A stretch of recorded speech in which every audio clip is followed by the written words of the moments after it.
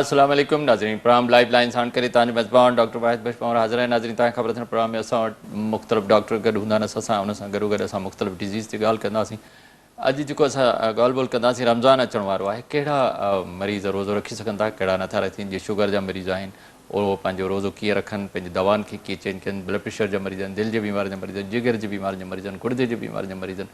काफ़ी मुस्लमान चाहींदा त बीमारी जे बावजूदि बि असां रोज़ो रखूं ऐं उनखे रखणु बि घुरिजे।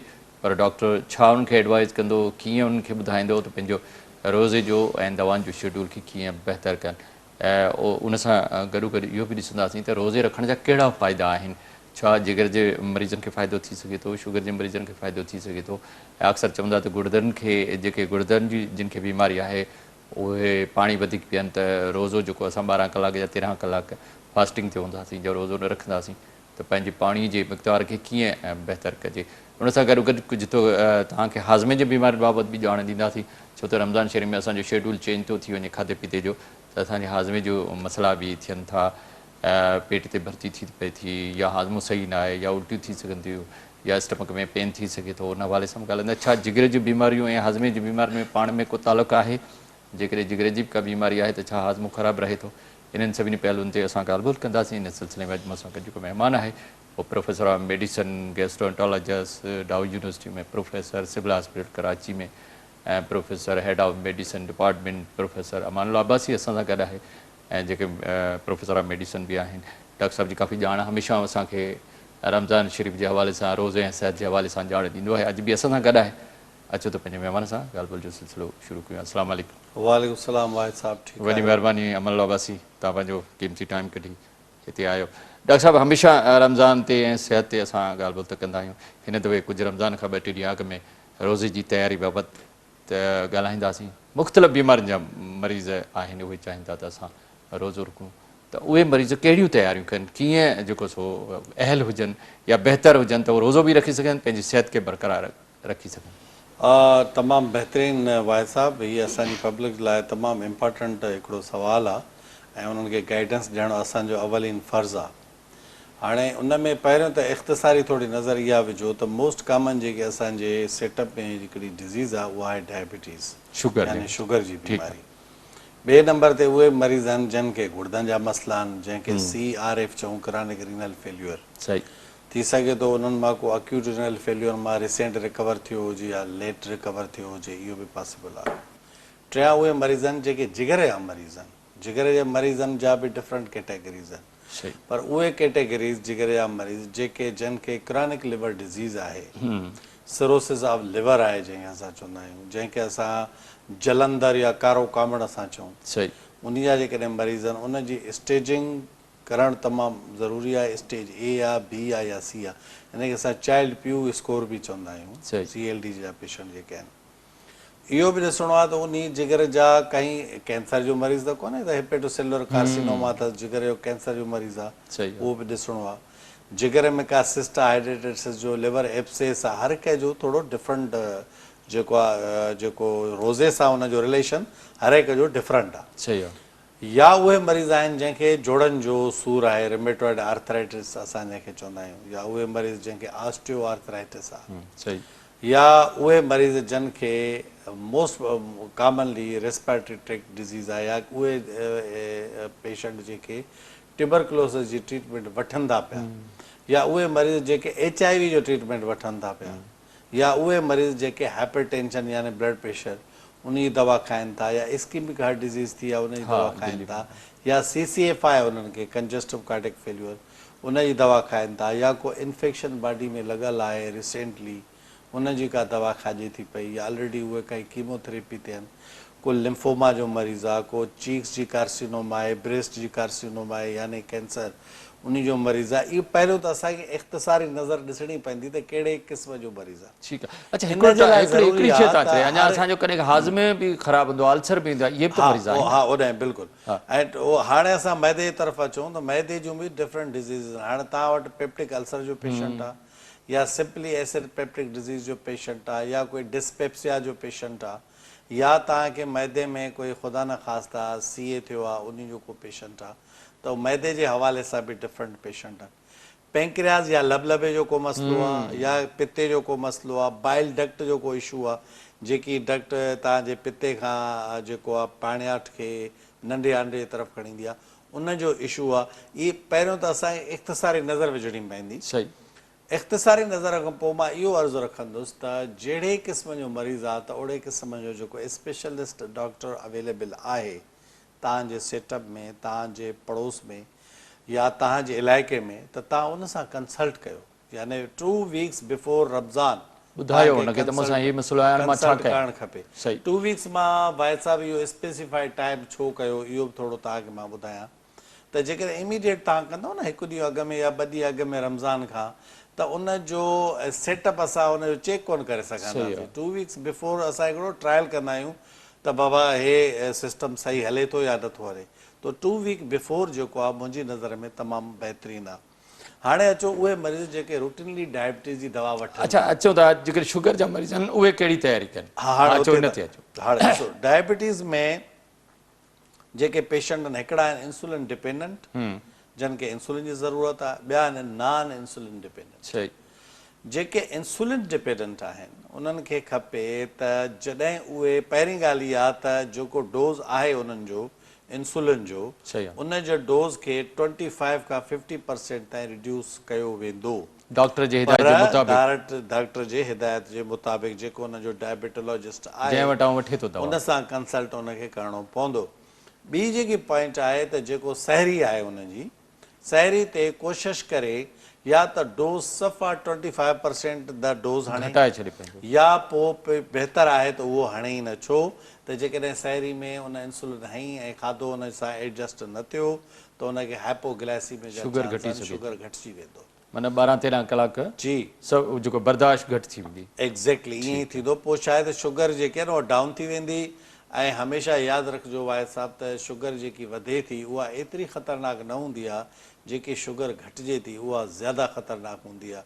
उनजो रीज़न इहो आहे त ब्रेन जो सिर्फ़ु सोर्स ऑफ न्यूट्रिशन ओनली उहो ग्लूकोज़ आहे। जे ग्लूकोज़ घटिबो त ब्रेन में, जीअं ग्लूकोज़ घटिबो त ब्रेन एट्रॉफी या ब्रेन एनोक्सिया थी वेंदो, यानी परमानेंट ब्रेन डैमेज बि थी सघे थो। सो इहो जेको हाइपोग्लाइसीमिया आहे इहो डेंजरस आहे। इन जे करे इनखे बड़ो तव्हांखे वॾो कॉन्शियसली इन शइ खे ॾिसणो पवंदो। अच्छा। ॿियो जेको पेशेंट आहे असांजो उहा आहे नॉन इंसुलिन डिपेंडेंट। हाणे उहे ड्रग्स जेके ओरल आहिनि, पहिरियों त उहे ड्रग्स ॾिसणा पवंदा। सल्फोनाइल यूरेज़ आहिनि, बाइगोनाइट्स आहिनि, मेटफॉर्मिन जंहिंखे असां चवंदा आहियूं उहे आहिनि, या ग्लिटाज़ोन्स आहिनि, जीअं पायोग्लिटाज़ोन। इहे खणी चओ त हिकिड़ा शॉर्ट एक्टिंग वारा ड्रग खे बि ॾिसणो पवंदो, शॉर्ट एक्टिंग या लॉन्ग एक्टिंग, उन्हनि बि खे ॾिसणो पवंदो। त जेके सल्फोनाइल यूरेज़ हूंदा आहिनि न उहे अमूमन हाइपोग्लाइसीमिया कराईंदा आहिनि। पोइ कोशिशि इहा कबी त मॉर्निंग जो जेको डोज़ उहे वठंदा आहिनि उहो ई फार्मूलो खां त 25 खां 50% ताईं उनजो डोज़ खे रिड्यूस कयो वेंदो, घटायो वेंदो। या जेकॾहिं चांसिस आहिनि, तॾहिं मूं चयो त 2 वीक्स बिफोर अॻे में असां ट्रायल ॾेई ॾिसंदासीं 2-3 ॾींहं, जेकॾहिं सस्टेन करे सघे थो त असां हुनखे रोज़े जी इजाज़त ॾेई बि सघूं था। पर जेकॾहिं उहो ऑलरेडी रोज़ा रखंदड़ आहे, अॻु में इहो ट्रायल थी चुको आहे, पोइ साल बि रखिया अथसि, त उनजे लाइ त कोई एॾो इशू न आहे। त उनजो डोज़ एडजस्ट करण में मरीज़ अमूमन पाण ई पंहिंजा बहितरीनु डॉक्टर थी वेंदा आहिनि। पर डॉक्टर सां मशवरो करे उनखे बहितर करे सघो करे, इंतिहाई ज़रूरी आहे। जेको उनजो कंसर्न डायबिटोलॉजिस्ट आहे उनजो हिकिड़ो इहो। ॿियो जेको ॾिसो, राति जो जेको तव्हां टाइम में जॾहिं तव्हां इफ़्तारी कयो था उन वक़्तु तव्हांजो डोज़ नॉर्मल रहंदो। ठीकु आहे। सिर्फ़ु सहरी वारो जेको डोज़ आहे उनखे घटाए उन में तव्हांखे कॉन्शियस रहणो पवंदो। भले उहो गोरियूं हुजनि या इंसुलिन, ॿिन्ही में घटाइणो पवंदो। ॿिन्ही में घटाइणो पवंदो। ऐं उहो कंसल्ट तव्हां पंहिंजे डायबिटोलॉजिस्ट सां ज़रूरु, उहो तव्हांखे बाक़ाइदा लिखी ॾींदो, शेड्यूल ठाहे ॾींदो। एग्ज़ैक्टली। हिकु इहा पॉइंट। ॿी इहा पॉइंट आहे वाए साहिबु त छा छड़ी शुगर जी दवा आहे या गॾोगॾु ब्लड प्रेशर जी बि आहे। उहा बि तव्हांखे ब्लड प्रेशर जी दवा खे बि एडजस्ट करिणो पवंदो। ब्लड प्रेशर जी दवा में एडजस्टमेंट इहा हूंदी आहे जॾहिं तव्हां फास्टिंग ते हूंदा आहियो त हाइपोटेंशन थींदो आहे। जीअं हाइपोग्लाइसीमिया थींदी आहे ईअं हाइपोटेंशन थींदो आहे। त तव्हांखे मॉर्निंग टाइम में जेको तव्हां डोज़ वठो था तव्हां उनखे इवनिंग ते शिफ्ट करे छॾियो। जेकॾहिं हिकु टाइम था वठो त पोइ उहो शाम जो वठो। हा, राति जो तव्हां उनखे शिफ्ट करे छॾियो या शाम जो शिफ्ट करे छॾियो। पर जेकॾहिं सुबुह ऐं शाम था वठो त पोइ सुबुह वारे डोज़ में 25 खां 50% ताईं रिडक्शन करणी पवंदी।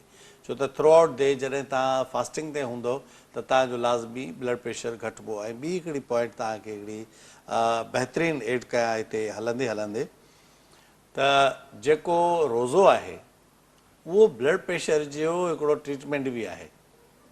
जेको माण्हू फास्टिंग करे थो उनजो ब्लड प्रेशर इन जे करे घटिजे थो त जिस्म में कुझु तब्दीलियूं अहिड़ियूं अचनि थियूं फास्टिंग जे करे। उन में इहो थो थिए त जेके तव्हांजे आर्टीरियल या आर्टीरियोल्स आहिनि उनजी जेके दीवारूं आहिनि उहे जेके सख़्तु हूंदियूं आहिनि उन्हनि में जेको आहे सो सख़्ती ख़तमु थींदी आहे रोज़े जे करे। ऐं उहे रिलैक्स थियणु शुरू थींदियूं आहिनि। ॿियो जिथे जिथे नंढा नंढा माइनर जेके टीयर्स वियर्स जंहिंखे चइबो आहिनि उहे हील थियणु शुरू थींदा आहिनि।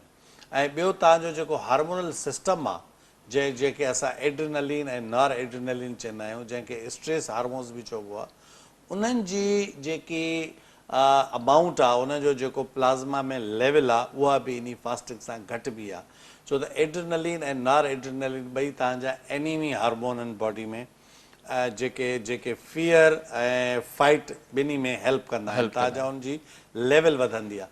त रोज़े सां इहे सभु शयूं बहितर थियणु शुरू थींदियूं आहिनि। In other sense I can say त जेको ब्लड प्रेशर जा पेशेंट आहिनि जेके हाई डोज़ खाईंदा हूंदा, हाई लेवल जा डोज़ खाईंदा हूंदा, पर रोज़े जी बरकत सां अलाह रब्बुल इज़्ज़त रोज़े में अहिड़ी बरकत रखी आहे जो एॾा वॾियूं ब्लड प्रेशर जूं दवायूं बि उन दौरान उन जूं काफ़ी रिड्यूस थी वेंदियूं।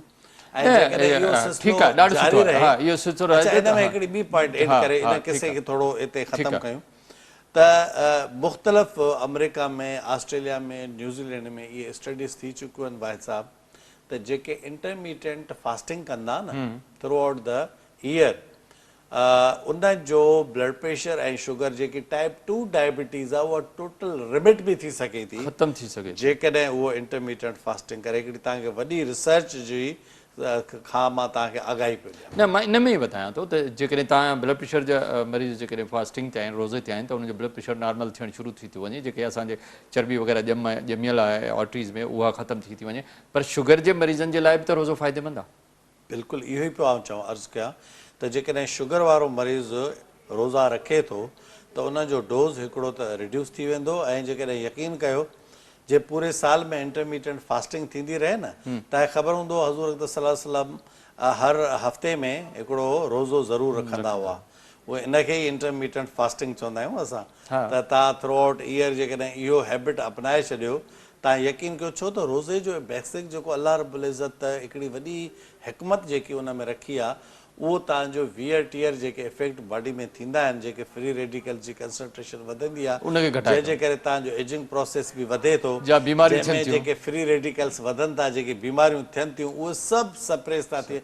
इवन कैंसर जा जेके आनकोजन जो जेके जीन्स हूंदा आहिनि, कैंसरस जीन्स उहे बि ख़तमु थियनि, उहे बि ख़तमु था थियनि। ऐं तव्हांजा अच्छा, तव्हांजो मतिलबु त शुगर जो मरीज़ जेकॾहिं पंहिंजे डॉक्टर जे हिदायत जे मुताबिक़ पंहिंजी इंसुलिन जो या दवाउनि जो डोज़ सेट करे ऐं रोज़ो रखी फ़ाइदो वठी सघे थो, अहिड़ी तरह ब्लड प्रेशर वारो मरीज़ बि इहो फ़ाइदा वठी सघे थो। एग्ज़ैक्टली। अच्छा, रोज़े जा हाणे तव्हां थोरो ॻाल्हाए, मां हिकिड़ो पोइ वरी अॻिते अचूं था कयां बीमारी ते। त मतिलबु त जेकॾहिं रोज़ो माण्हू रखे थो त तव्हां सम्झो था रोज़े जा इहा फ़ाइदा जॾहिं माण्हू फास्टिंग ते आहे 12-13 कलाक त उनखे कहिड़ा कहिड़ा फ़ाइदा थियनि था स्टमक में, ब्लड प्रेशर में, शुगर में, गुर्दनि ते, लिवर ते, कहिड़ा कहिड़ा भाई साहब? तव्हां जेकॾहिं आउं स्टार्ट कयां ब्रेन खां, ब्रेन में जेके छा हूंदो आहे त ब्रेन तव्हांजो जेको जंहिंखे असां चवंदा आहियूं न नॉर्मल ब्रेन बिहेवियर या नॉर्मल फिजियोलॉजी, इहो तव्हांजो छा हूंदो आहे त जेके गाबा रिसेप्टर्स आहिनि, जेके तव्हांजा मुख़्तलिफ़ हार्मोन्स आहिनि ब्रेन जा, उन में जीअं गाबा हार्मोन्स आहिनि, मुख़्तलिफ़ जेके बि हार्मोन्स आहिनि ब्रेन जा, उहे प्रो ऐं एंटी प्रो ॿई बैलेंस में हूंदा आहिनि। नॉर्मल इहो हूंदो आहे। जॾहिं कोई इन में एबनॉर्मलिटी अची वञे त पोइ उन जे रिज़ल्ट्स में एपिलेप्सी तव्हां ॿुधो हूंदो, मिर्गी, इन जे रिज़ल्ट में तव्हां ॿुधो हूंदो डिप्रेशन, इन जे रिज़ल्ट में तव्हां ॿुधो हूंदो मेनिया, शीज़ोफ्रेनिया, इहे बीमारियूं थियणु डेवलप थींदियूं आहिनि। ऐं ॿियो अहिड़ो इहो पेशेंट इरिटेबल ऐं एंग्ज़ाइटी में स्ट्रेस जो शिकार, हर वक़्तु लड़ाई झगड़ो। तव्हां यकीन कयो रोज़े रखण सां इन हार्मोन्स जो बैलेंस जेको आहे न उहो उन में इक्वलाइज़ेशन ईंदी आहे, इहो फ़ाइदो थी जंहिंजे करे फीलिंग ऑफ वेल बींग थींदी आहे। इहो ब्रेन में फ़ाइदो आहे। अच्छा, अहिड़े तरीक़े सां स्टमक में बि एग्ज़ैक्टली अहिड़े नमूने सां जॾहिं तव्हां स्टमक ते वेंदव, हे त असां ब्रेन जो फ़ाइदो ॿुधायोसीं, पोइ तव्हां अचो नेक में, जेको थायराइड हार्मोन आहे उन्हनि जी एक्टिविटी इन रोज़े जी बरकत सां उन्हनि जा जेके हार्मोन्स उनजा T3, T4, उहे नॉर्मल टायरोसिन, उन्हनि जी एक्टिविटी ऐं इंटीग्रिटी पंहिंजे नॉर्मल लेवल ते हली वेंदी आहे। ऐं उन में काई बि प्रॉब्लम फ्यूचर में न थींदी ठीकु आहे आहे अहिड़े तरह स्टमक में अचूं ऐं अहिड़े नमूने सां तव्हां चेस्ट में अचो पहिरियों हार्ट ते अचो हार्ट में तव्हांजे जेके एड्रिनलिन नार एड्रिनलिन जी सिक्रीशन जी घटि बि वेसल्स जी जेकी परमिएबिलिटी आहे उहा नॉर्मल थी वेंदी उन खां पोइ तव्हांजो चेस्ट में जेके पल्मोनरी वेसल्स आहिनि उन्हनि जी इंटीग्रिटी बहितर थींदी फ्री रेडिकल जे वसीले जेके तव्हांजा बेड पार्टिकल्स लंग्स में जमा थी वेंदा आहिनि उहे सॼा वॉश आउट थी वेंदा अहिड़े नमूने स्टमक में अचो त तव्हांजो हाइड्रोक्लोरिक एसिड जी जेकी सिक्रीशन आहे ऐं उन जा ॿिया जेके हार्मोन्स आहिनि तव्हांजे स्टमक जा उन्हनि में बैलेंस थियणु शुरू थींदो जेकॾहिं को अल्सर आहे त उहो जल्दी हील थियणु शुरू थींदो जेकॾहिं का एसिड पेप्टिक डिज़ीज़ या गेस्ट्राइटिस आहे त उन में इम्प्रूवमेंट ईंदी तेज़ाबियत जी लेवल घटिबी असासियत लेवल वधंदी उन में बैलेंस थियणु शुरू थींदो ऐं ॿियो स्टमक में जेके नंढा नंढा टीयर वीयर इफेक्ट थिया हूंदा जेके छोटा छोटा ज़ख़म थिया हूंदा ॾिसो इंसानु कॾहिं तकड़ में गरम मानी बि खाई थो वञे उहो ज़ख़म त अंदरि थींदो न त इहे सभु जेके शयूं आहिनि इन्हनि खे सभिनी खे इम्प्रूवमेंट आणे थो रोज़े जी वक़्त सां मैदे में बि फ़ाइदो पियो फ़ाइदो थियो ॾाढो सुठो डॉक्टर साहब तव्हां ॻाल्हियुनि जो सिलसिलो जारी आहे अञा इन ते वधीक जेके रोज़ जा फ़ाइदा ऐं जेके बीमारियूं उन ते ॻाल्हाइनि पर वक़्तु थियो न वक़्फ़े जो नाज़रीन वठंदा हिकिड़ो नंढो वक़्फ़ो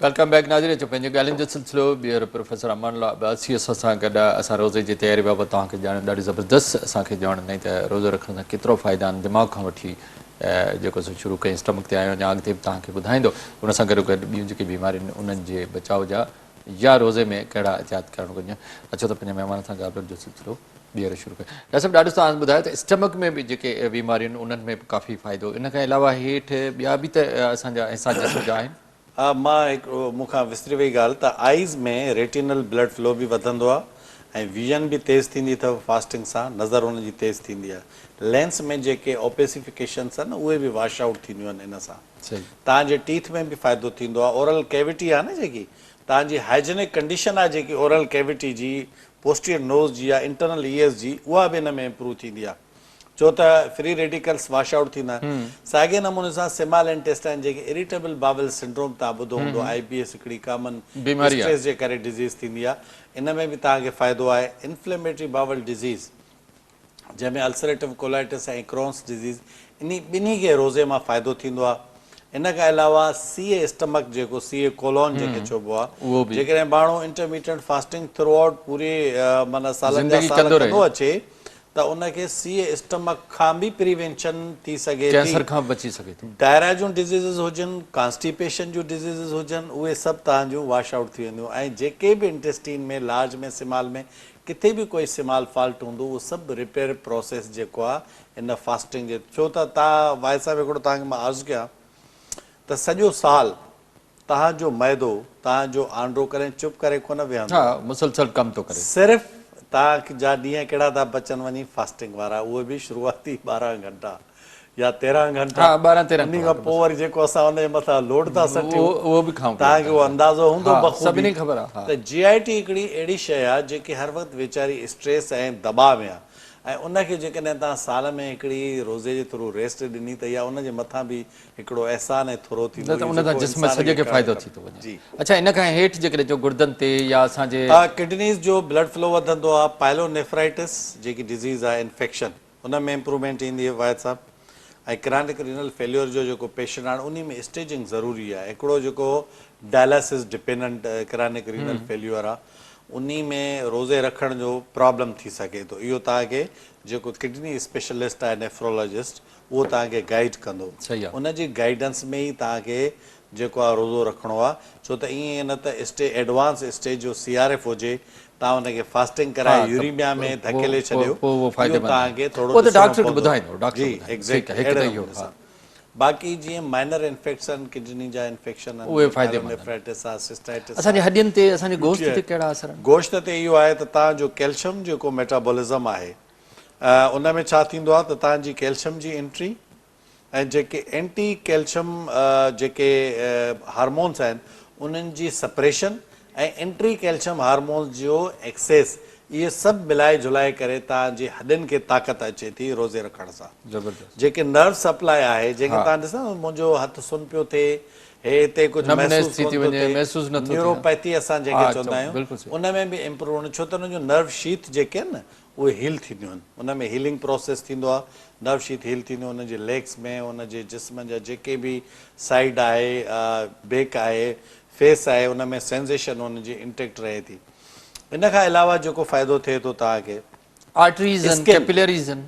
आर्टरीज़ ऐं कैपिलरी जेके स्किन खे सप्लाई कनि थियूं, हा, राति ऐं इहो हिकिड़ी बहितरीनु ॻाल्हि आहे। ऐं बल्कि इन में मुंहिंजी पब्लिक जेकी आहे इन में हैरान थींदी त तव्हांजी स्किन बि रोज़े रखण सां शाइन थिए थी। उनजा रीज़न्स, उनजो रीज़न इहो आहे त जेको मेलेनिन पिगमेंट आहे उनजी रिडक्शन थींदी आहे ऐं उन में तब्दीली बि ईंदी आहे। जेकी ब्लैकनिंग आहे तव्हांजी, इहा हटंदी आहे, तव्हांजो ओवरऑल स्किन फाइन ऐं फेयर थियणु शुरू थींदी आहे ऐं स्किन जे मथां जेके डेड स्किन हूंदी उहा जल्दी जेको आहे फ्लैपअप थी वेंदी आहे ऐं नई जेकी स्किन आहे तव्हांजी रीजनरेट थींदी आहे। सो इहो बि हिकिड़ो रोज़े जो हिकिड़ो अज़ीम फ़ाइदो आहे वाहिद साहब।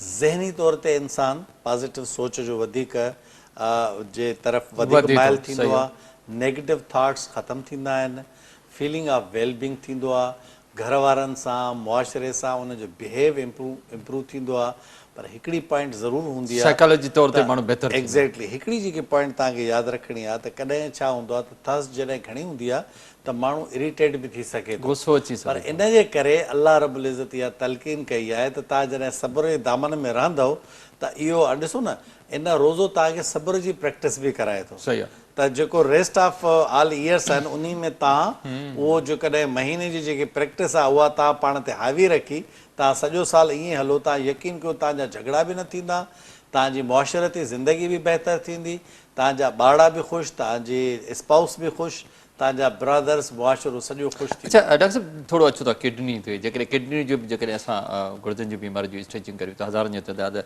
जेको आहे अॼु बि शायदि मुंहिंजे ख़्याल में किडनी जे हवाले सां को ॾींहुं बि आहे उन वक़्तु त किडनी जे बीमारी जा मरीज़ जेके आहिनि उन्हनि खे रोज़ो रखण लाइ तव्हां छा एडवाइस कंदो त उहो पंहिंजे किडनी जे माहिर डॉक्टर जे मशवरे जे मुताबिक़ रखे या पाण पंहिंजी मर्ज़ी सां रोज़ो रखे, छा वाहिद साहब जेकॾहिं हुनखे CRF न आहे, क्रॉनिक रीनल फेल्यूर न आहे, न फ़र्ज़ु आहे, करियो। हा, या एक्यूट रीनल फेल्यूर मां न आहे निकितो, या हेपेटोसेलुलर कार्सिनोमा उनखे न आहे, ठीकु आहे। सिंपल स्टेज 1 जेकॾहिं CRF बि आहे या उहो सिंपल कोई इन्फेक्शन आहे या कोई किडनी जो, स्टोन आहे, हा कोई स्टोन आहे, त इन सूरत में उहो रोज़ो रखी सघे थो, कोई अहिड़ो परेशान थियण जी ज़रूरत कान्हे। अच्छा, पर सभ खां बेस्ट आहे त उहो पंहिंजे नेफ्रोलॉजिस्ट या यूरोलॉजिस्ट सां ज़रूरु कंसल्ट करे बिफोर के उहो रोज़ो रखे। फ़ाइदा हिन में वॾा थींदा हुनजा, पर कहिड़े वक़्तु कहिड़ी शइ कजे इहो उनजो स्पेशलिस्ट वधीक उनखे सम्झाईंदो। दवाउनि जो बि डोज़ ॿुधाईंदो। एग्ज़ैक्टली, त इहा शइ तमामु ज़रूरी आहे त उहो पंहिंजे लेखे न करे या असांजी एडवाइस कयो, असां त हिकिड़ो कॉन्शियस था कयूं, हा, त पंहिंजो डॉक्टर ॾे हा,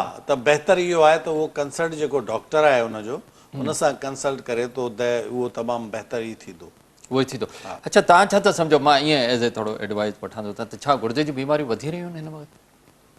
भाई साहिबु उन में काफ़ी रीज़न्स आहिनि, उहे इन जे करे वधनि थियूं गुर्दनि जूं बीमारियूं त तव्हां ख़बर आहे त अॼुकल्ह माण्हू पाणी घटि पिया पीअनि, सॼो ॾींहुं बिज़ी आहिनि पंहिंजे कमनि में, पाण ते को ध्यानु कोन थो ॾिए, फास्ट फूड खाऊं था, फास्ट फूड जी थर्स्ट रिक्वायरमेंट घणी हूंदी आहे, माण्हू उन थर्स्ट खे एॾो घणो यादि ई कोन कनि था, हिकु नंबर हिकु।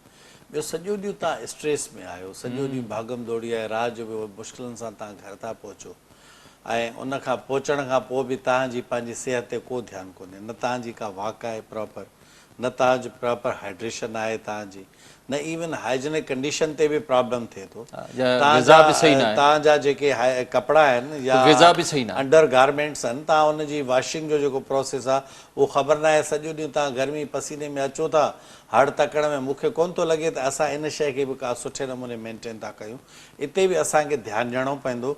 इहे सभु शयूं मिलाए करे तव्हांजो जेको UTI आहे, यूरिनरी ट्रैक्ट इन्फेक्शन, उनजो बि रेशो वधे पियो, पाइलोनेफ्राइटिस थिए पई, ऐं ॿियो जेकॾहिं काई स्टोन आहे या को प्रोस्टेट जो इशू आहे, ॾिसो 50 ईयर खां पोइ त प्रोस्टेट जी नेचुरल हिकिड़ी उनजी हाइपरट्रॉफी थींदी आहे, हाणे के माण्हू उनखे कॉन्शियसली वठी करे प्रोस्टेट जो नथो अल्ट्रासाउंड वग़ैरह शुरू कराइनि था, के माण्हू ख़ुदा न ख़ास्ता सीए प्रोस्टेट जॾहिं डेवलप थो थी वञे, पोइ था मेट्स थी था वञनि त पोइ उहे होशियारी था वठनि। त पोइ त इहे सभु शयूं जेके न, अच्छा ॿी तव्हांखे मां अर्ज़ु कयां त शुरूआती जेके यूरीमिया जा यानी यूरिया जॾहिं वधंदो आहे या क्रिएटिनिन जॾहिं वधंदो आहे त जिस्म ते उनजा अहिड़ा इफेक्ट ईंदा आहिनि जहिड़ा हिकिड़ो साइकोलॉजिकल जीअं पेशेंट हूंदो आहे न, मूंखे हिते सूरु आहे, मूंखे हे थो थिए, मूंखे मथे में सूरु आहे, मां जी तबियत सही न आहे, मां पाण खे न अनईज़ी थो महसूसु कयां। ऐं तव्हांखे ख़बर त असां रूटीन में यूरिया क्रिएटिनिन कॾहिं लिखण ई विसारे छॾींदा आहियूं, CBC LFT वग़ैरह शुरूआति कंदा आहियूं। त इहो असां जॾहिं इहो मूं लाइफ में पंहिंजी एज़ अ प्रोफेसर मूं इहे शयूं ऑब्ज़र्व कयूं सिखियो बि आहे, ॾिठो त बि आहे। यूरिया क्रिएटिनिन जेकॾहिं तव्हां मिस करे छॾियो, तव्हां कई पेशेंट असांजे हथनि खां मिस पिया थियनि। मिस थी था डायग्नोज सही नथो थिए। त मुंहिंजो अर्ज़ु इहो आहे त हर हिकु माण्हूअ खे यूरिया ऐं क्रिएटिनिन बि कराइणु खपे एज़ अ रूटीन त इन्वेस्टिगेशन। जीअं हुन जेको हेपेटाइटिस बी ऐं हेपेटाइटिस सी बि कराइणु खपे एज़ अ रूटीन इन्वेस्टिगेशन। क्यों त शुरूआती स्टेज में स्टेज 3 ताईं त CRA बि साइलेंट हूंदो आहे हा ऐं chronic liver disease hepatitis C बि साइलेंट किलर आहे, कोल्ड किलर तॾहिं चइबो आहे न, B हुजे या C हुजे, ख़बर तॾहिं वञी पवंदी जॾहिं सिरोसिस डेवलप थी वेंदो। त इहे अहिड़ियूं डिज़ीज़िस आहे। इवन शुगर, भाई साहब शुगर में शुगर बि देरि सां टाइप ख़बर 2 थी पए। डायबिटीज़ जा जेके पेशेंट आहिनि टाइप 2 जा, उहे त देरि सां तव्हांखे सिम्पटम देरि सां ख़बर पवंदी। त बहितर इहो आहे त इहे रूटीन में शामिल करे तव्हां पंहिंजो कम अज़ कम इहे बेसिक जेके बीमारियूं आहिनि उहे चेक इन्हनि करे ते तव्हां जल्दी चेक एंड बैलेंस रखो, जीअं हुनजो इलाज थी सघे। एग्ज़ैक्टली। अच्छा डॉक्टर साहब, जिन खे अल्सर आहे या GIT जूं तव्हां ॿ टे बीमारियूं ॿुधाइनि, उहो मुसलसल रहनि थियूं, गैस्ट्राइटिस आहे, हाज़मो सही न आहे, इहे माण्हू कीअं तयारी कनि?